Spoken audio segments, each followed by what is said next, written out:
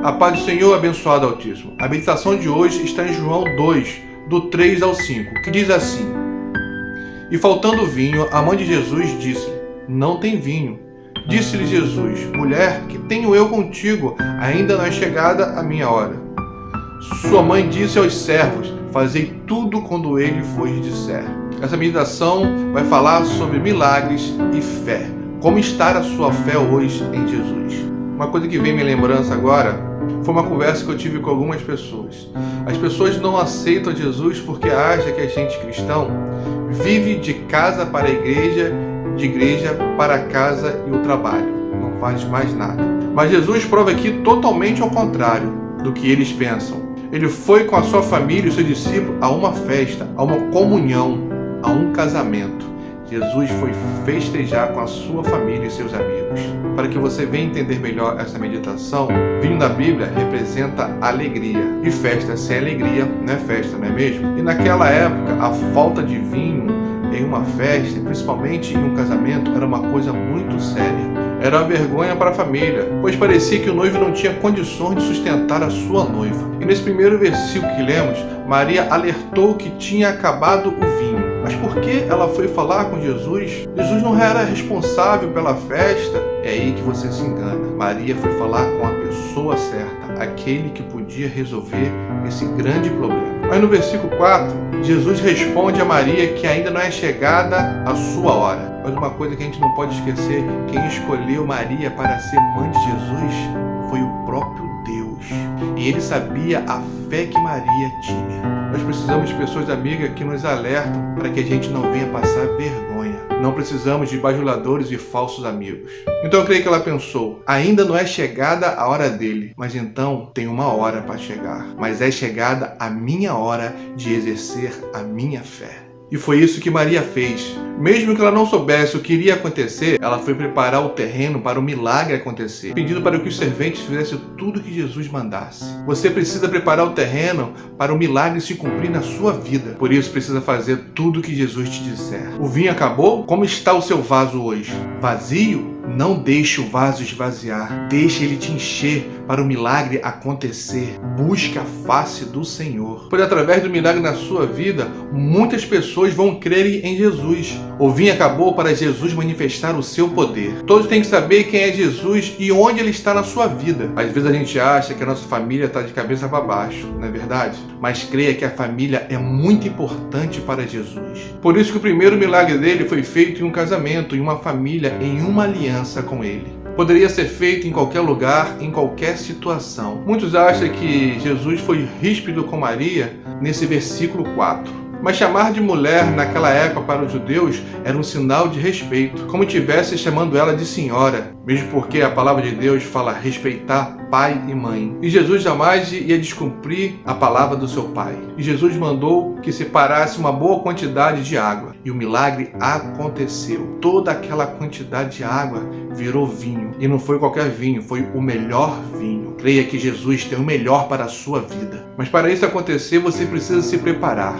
Ele faz o impossível, mas você tem que fazer o possível, que é a sua parte. Que tal você buscar a face do Senhor e deixar Ele te encher? Encha de renúncia, confiança, perdão, atenção, prudência e de alegria, porque é isso que Jesus quer, ver você alegre. Às vezes Jesus está tão perto de você que você não o convida para a sua casa. Não seja conivente com os erros. Haja para resolver o problema como Maria fez. Não deixe que ninguém traga vergonha para o seu ministério. Jesus pode resolver o seu problema. Ele não chamou a atenção de ninguém para mostrar que ele ia fazer o milagre. Ele só quer te livrar que você passe vergonha. E ele faz isso sem ninguém perceber. Ele não quer o seu fracasso. Ele quer o seu sucesso. Jesus precisa de um convite seu para ele entrar na sua vida e te ajudar. Um dos maiores erros é você ver um erro e não consertar. Seja uma referência positiva e não negativa. Se você notou alguma coisa errada, percebeu algum tipo de problema, não brinque, mas resolva isso o mais rápido. Às vezes as pessoas com comportamento incorreto trazem escândalo à igreja e você não faz nada. Ficando conivente com o erro, faça a diferença. Seja um bom exemplo e pedindo que o erro continue. Deus está falando com você. Quando você não sabe do problema, você não é responsável. Mas quando você sabe e não faz nada, você se torna cúmplice. E Jesus não está gostando disso. Precisamos nos preocupar mais com as coisas que acontecem ao nosso redor, seja na igreja ou fora dela. Para ver transformação na sua vida, você não pode dizer que não tem nada a ver com isso. Só se você ainda não teve um verdadeiro encontro com Jesus. Comunicação. Sem isso, não tem milagre da transformação. Sem comunicação, tem confusão. E a mentira e a fofoca se espalham. É preciso entender toda a história e não ouvir somente uma versão, tomando o lugar de juiz, acusador e carrasco. Lembre-se, quem faz isso é o diabo. Não tome atitude só porque ouviu uma única versão. Precisa saber dos dois lados. Isso só acontece através da transformação e nos leva a ser mais parecido com Jesus.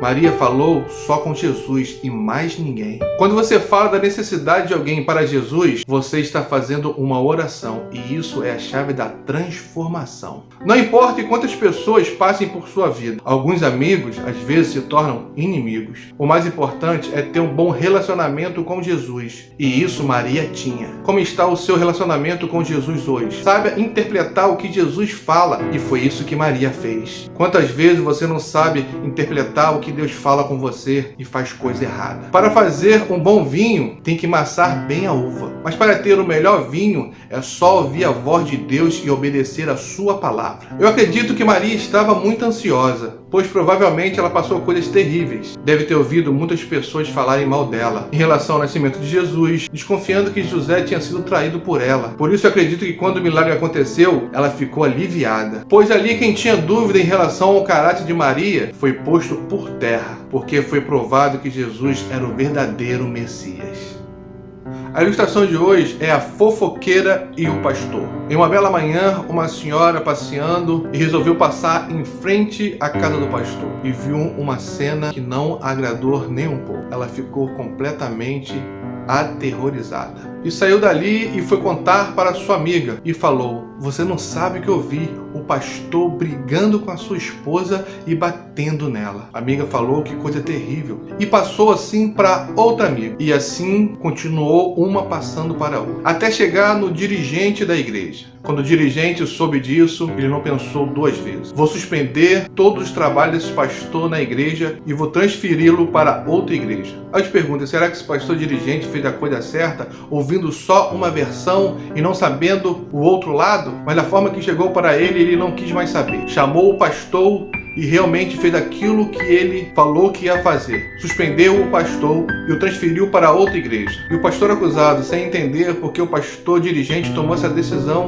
sem falar com ele, sem escutar a versão dele, pediu que no próximo culto ele se despedisse da igreja. E assim foi feito. No domingo, com a igreja cheia, o pastor teve a oportunidade e contou a história que tinha acontecido nos seus mínimos detalhes. Ele falou que pela manhã, quando a sua esposa estava limpando a casa, ela viu um rato e gritou pedindo socorro: "Mata esse rato!" E o pastor saiu em sua defesa, pegando uma vassoura para matar o rato. E foi isso que aquela senhora viu. Não foi ele batendo na sua esposa, mas se defendendo a esposa de um rato. Aquela senhora se levantou no meio da igreja e pediu oportunidade. E assim foi dada a oportunidade e ela, na frente de toda a igreja, pediu perdão ao pastor, que não sabia que tinha acontecido aquilo. E ele, na mesma hora, a perdoou. Mas pediu um favor. E ela mais uma vez pediu perdão e falou: "Pode pedir que eu faço o que o senhor quiser." O pastor pediu para ela pegar um travesseiro com pena de ganso, levar no ponto mais alto da cidade e lá soltar todas as penas e esperar espalhar. Depois que tiver tudo espalhado, ele pede para ela pegar uma por uma e colocar na fronha. Ela olhou para o pastor espantada e respondeu: "Mas eu não posso atender esse pedido." Ele perguntou: "Por que não?"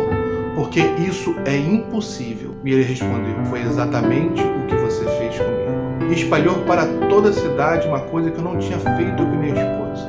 Agora toda a cidade sabe e não tem como consertar isso. Por isso que é importante a gente saber sempre os dois lados da história, porque sempre existe dois lados. Quando a gente ouve um lado só e toma aquilo como verdade, a maioria das vezes a gente comete erro e se torna juiz, acusador e carrasco. Por isso que nós temos que ouvir a voz de Deus e não a voz do nosso inimigo. Porque quando você toma uma decisão dessa, ouvindo só uma versão, você não está fazendo a voz de Deus, você está fazendo a voz do inimigo.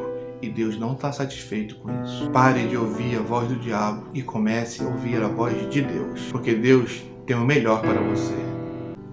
Bênção, deixa Deus te usar compartilhando esse vídeo para várias pessoas, para que o nome do Senhor venha a ser glorificado. E nunca se esqueça, toda honra, toda glória ao número 1, Jesus Cristo. Fiquem na paz do nosso Senhor e Salvador Jesus Cristo.